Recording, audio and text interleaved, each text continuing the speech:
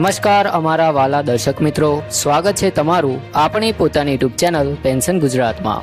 તો મિત્રો, આજે જે સમાચાર હું તમને જણાવવાનો છું તે ખરેખર ખૂબ જ મહત્વપૂર્ણ છે અને સીધી રીતે તમારા ખિસ્સા સાથે જોડાયેલા છે। જો તમે આ વિડીયો અંત સુધી ધ્યાનથી જોશો તો તમને સ્પષ્ટ સમજ પડી જશે કે આજે તારીખ 5 મે 2026થી પેન્શનમાં કેટલો વધારો જાહેર થયો છે, કોને કેટલો ફાયદો મળશે અને આવનારા સમયમાં 8મા પગાર પંચના કારણે તમારા જીવનમાં કેટલો મોટો બદલાવ આવી શકે છે। તેથી મારી આપ સૌને નમ્ર વિનંતી છે કે આ વિડીયોને અંત સુધી જરૂરથી જોતા રહેજો અને વચ્ચે સ્કીપ ના કરતા। તો મિત્રો, આજે જે ચર્ચા કરવાની છે તે માત્ર એક સામાન્ય અપડેટ નથી, પરંતુ લાખો પેન્શનરો માટે આશાની નવી કિરણ છે।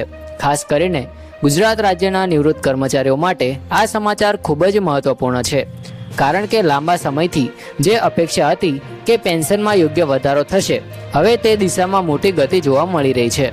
મિત્રો, તમે જાણો છો કે હાલમાં દેશભરમાં લગભગ 69 લાખ પેન્શનરો અને 50 લાખ સરકારી કર્મચારીઓ 8મા પગાર પંચની રાહ જોઈ રહ્યા છે અને આ પગાર પંચના નિર્ણયથી દરેકના જીવનમાં સીધો પ્રભાવ પડવાનો છે। મિત્રો, હવે વાત કરીએ આજના મુખ્ય મુદ્દાની, એટલે કે પેન્શનમાં વધારા વિશે। તો મિત્રો, આજ રોજ થયેલા માહિતી અનુસાર પેન્શનના ગણતરીના માળખામાં મહત્વપૂર્ણ ફેરફારની ચર્ચા ચાલી રહી છે।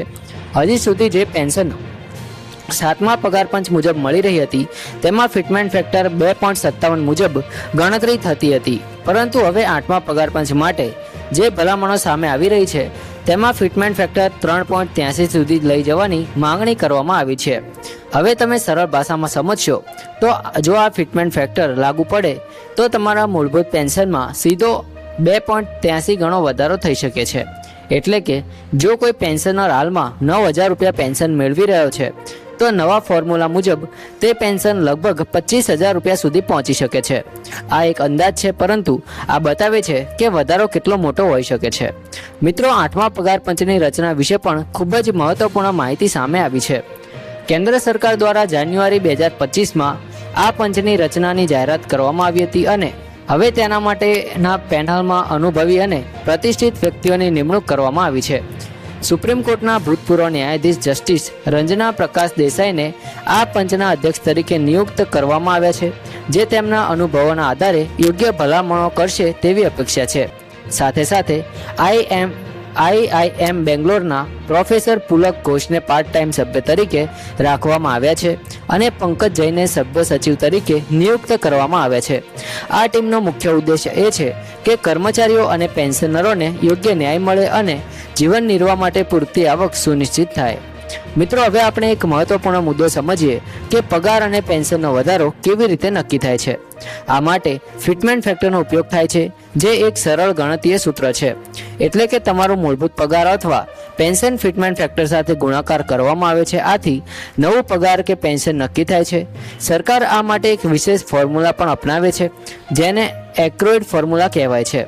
આ ફોર્મ્યુલા જીવન નિર્વાહના ખર્ચ, મોંઘવારી અને અન્ય આર્થિક પરિબળોને ધ્યાનમાં રાખીને યોગ્ય પગાર નક્કી કરવામાં મદદ કરે છે। મિત્રો, હાલની સ્થિતિ મુજબ કેન્દ્ર સરકારના કર્મચારીઓ માટે લઘુત્તમ મૂળભૂત પગાર 18,000 રૂપિયા છે અને પેન્શનરો માટે લઘુત્તમ પેન્શન 9,000 રૂપિયા છે। પરંતુ જો 8મા પગાર પંચની ભલામણો સ્વીકારવામાં આવે તો આ બંનેમાં નોંધપાત્ર વધારો જોવા મળી શકે છે। વધુમાં હાલમાં ડીએ અને ડીઆરનો દર 60% સુધી પહોંચી ગયો છે, જે પેન્શનરો માટે એક મોટી રાહત છે। પરંતુ મોંઘવારીના કારણે આ પૂરતું નથી અને તેથી જ નવા પગાર પંચની જરૂરિયાત અનુભવાઈ રહી છે।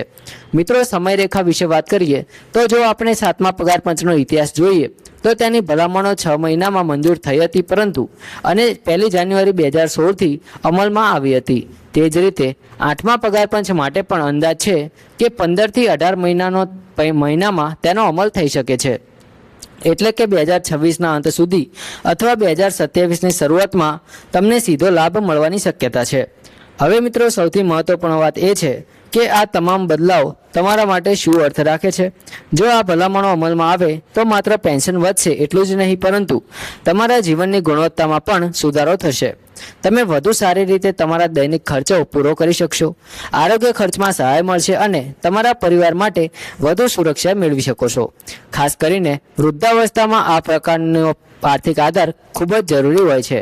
મિત્રો, આ વિડીયો દ્વારા હું તમને માત્ર માહિતી આપવાનો પ્રયત્ન નથી કરતો, પરંતુ આપને જાગૃત પણ કરું છું, કારણ કે જ્યારે તમે માહિતગાર હશો ત્યારે તમે તમારા હક માટે અવાજ ઉઠાવી શકશો. 8મા પગાર પંચની ભલામણો હજુ પ્રક્રિયામાં છે, તેથી આ સમય ખૂબ જ મહત્વપૂર્ણ છે. અંતમાં મિત્રો, હું એટલું જ કહું કે આ માહિતી તમને ઉપયોગી લાગી હોય તો કૃપા કરીને આ વિડીયોને લાઇક કરો, તમારા મિત્રો અને અન્ય પેન્શનરો સાથે શેર કરો, અને જો હજી સુધી અમારી ચેનલ સબસ્ક્રાઇબ ન કરી હોય તો જરૂરથી સબસ્ક્રાઇબ કરી લેજો, કારણ કે અમે રોજે રોજ તમારા માટે આવી જ મહત્વપૂર્ણ અને વિશ્વસનીય માહિતી લઈને આવતા હોઈએ છીએ. આપની એક લાઇક અને એક સબસ્ક્રિપ્શન અમને વધુ પ્રેરણા આપે છે. જય હિન્દ, વંદે માતરમ.